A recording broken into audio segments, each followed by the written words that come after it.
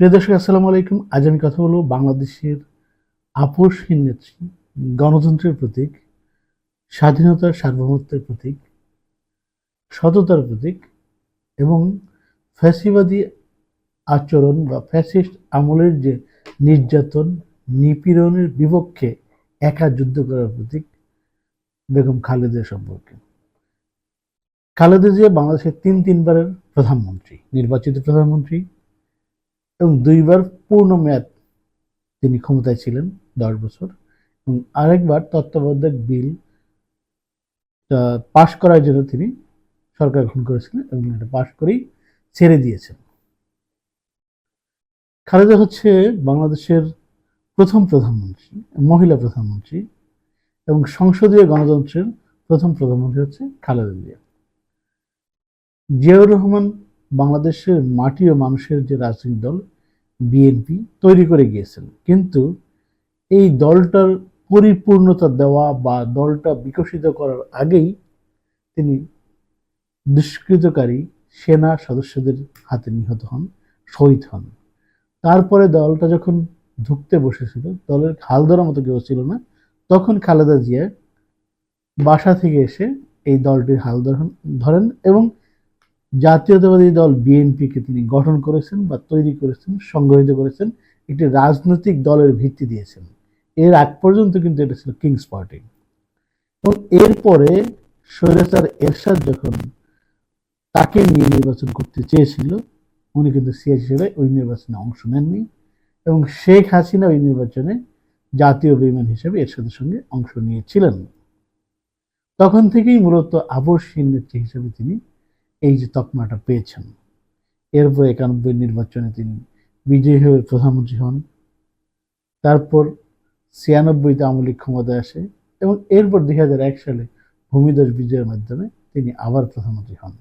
যদিও এরপরে 1-11 সরকার নানা ষড়যন্ত্র, নানা অন্যায়, অত্যাচার, জুলুমের ফলে এবং একটা ষড়যন্ত্রের অংশ হিসেবে শেখ হাসিনা ক্ষমতায় আসীন হন। এবং সেই ক্ষমতায় আসীন হয়ে তিনি দেশের সকল প্রতিষ্ঠান, দেশের এমন কোনো প্রতিষ্ঠান নাই যেটা তিনি ধ্বংস করেননি, নষ্ট করেননি। এবং সর্বশেষ গত বছর 5 আগস্ট $234 বিলিয়ন পাচার করে, চুরি করে তার টপ কমান্ডারকে নিয়ে পালিয়েছেন এবং সব এমপিদেরকে নিয়ে পালিয়েছেন। এবং শেখ পরিবারের একটি সদস্য এখন আর বাংলাদেশে অবস্থান করছে না, সবাই চুরি করে পালিয়ে গিয়েছে। দেখুন, শেখ খালেদা জিয়া বাংলাদেশের এমন একজন নেত্রী যিনি সব মানুষকে স্পেস দেন, সব সব মানুষকে আস্থায় নেন। বাংলাদেশে যে গার্মেন্টস শিল্প দেখতে পাচ্ছি, মৎস্য শিল্প দেখতে পাচ্ছি, তৈরি পোশাক থেকে শুরু করে যে ম্যান পাওয়ার, সেটা কিন্তু শুরু হয়েছিল জিয়ার হাত ধরে, কিন্তু পরিপূর্ণতা পেয়েছে খালেদাদের আমলে। এবং খালেদার আমলে এই দেশটি একটি গণতান্ত্রিক, শান্তি, সমৃদ্ধির দেশ ছিল। যদিও শেখ হাসিনা তাকে এতভাবে কষ্ট দিয়েছে, অপমানিত করেছে, নির্যাতন করেছে, যার শেষ নেই। এবং ফলস্বরূপ কি হয়েছে, খালেদা কিন্তু টিকে গেছেন, অথচ শেখ হাসিনা পালিয়ে যেতে হয়েছে। শেখ হাসিনা শুধু শত্রুতাবশত তার মইনুর রোডের বাড়ি থেকে উচ্ছেদ করেছেন। আর আল্লাহ শেখ হাসিনাকে উচ্ছেদ করেছেন বাংলাদেশ থেকে, বিতাড়িত হয়েছেন, ওই মোদির কোলে গিয়ে উঠেছেন, ওখানে গিয়ে আশ্রয় নিতে হয়েছে।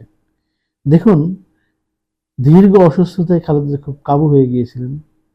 বিশেষ করে খালেদা যখন কারাগারে ছিলেন, তখন তাকে স্লো পয়জনিং করা হয়, যাতে তিনি ধীরে ধীরে মৃত্যুর মুখে চলে যান।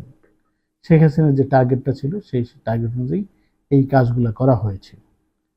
কারণ খালেদা কিন্তু পায়ে হেঁটে জেলে ঢুকেছেন আর বের হয়েছেন হুইল চেয়ারে করে। খুব সামান্য কয়েক বছর জেল খেটেছেন, এর মাঝখানে এই অবস্থা হয়েছে। এবং খালেদা জিয়া জেল থেকে বের হওয়ার পরে তিনি লিভার সিরোসিসে আক্রান্ত হলেন। যদিও তাকে দল থেকে বিদেশে নিয়ে যাওয়ার চেষ্টা করেছেন, কিন্তু শেখ হাসিনা সেটা রাজি হননি। পরবর্তীতে শেখ হাসিনা চেষ্টা করেছেন তাদেরকে বাইরে পাঠিয়ে দিয়ে, কিন্তু সেটাতেও খালেদা রাজি হননি এবং কোনো রকম প্রলোভন বা লোভে পড়েননি। এবং শেখ হাসিনা যে কয়টা নির্বাচন করেছেন সেটাতে বৈধতা দেননি। ফলে আবশ্যীন নেতৃত্বের যে তকমা এবং গণতন্ত্রের প্রতীক খালেদা জিয়া বাংলাদেশের মানুষের কাছে একটি স্মরণীয়, উজ্জ্বল এবং প্রতিষ্ঠিত শ্রদ্ধার ব্যক্তি। আজকে বাংলাদেশের অভিভাবক হচ্ছে খালেদা জিয়া। দেখুন, বাংলাদেশে এখন কোনো নেতা বা জাতীয় নেত্রী বা জাতীয় নেতা নেই।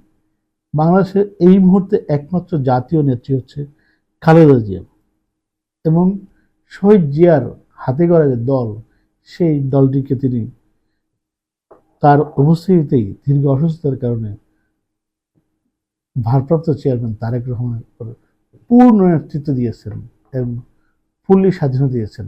এই 15 বছরে ফ্যাসিস্ট আওয়ামী লীগ এই দলটিকে ভাঙার জন্য প্রচন্ড চেষ্টা করেছে, চাপ দিয়েছে, লোভ দেখিয়েছে, কিন্তু ভাঙতে পারেনি।